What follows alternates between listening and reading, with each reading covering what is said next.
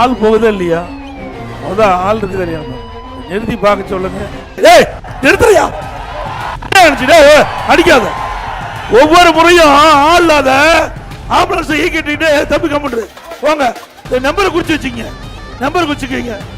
நம்பரை குறிச்சு police station complaint கொடுங்க. ஏய் தம்பி எதுவும் பண்ணாதீங்க. ஒரு கேவலமான அரசாங்கம்.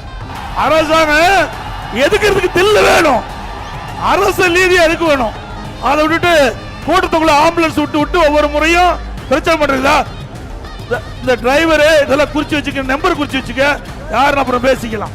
இது மாதிரி 1000 ஆம்புலன்ஸ் விட்டாலும் மக்கள் மனதை மாற்ற முடியாது. நான் ஆரம்பத்துல இருந்து இது கிட்டத்தட்ட ஒரு 30 கூட்டத்தில் பார்த்திருக்கிறேன். இதே மாதிரி ஆம்புலன்ஸ் கூட்டத்துக்குள்ள விடுறது. ஆக இந்த அரசுக்கு எச்சரிக்கையா விடுறோம். வெறும் வண்டி ஆம்புலன்ஸ் வந்தா அது யார் ஓட்டிட்டு வராங்களோ அவர் பேசிட்டா மாதிரி ஹாஸ்பிட்டலுக்கு போக வேண்டிய நிலைமை ஆயிடும்.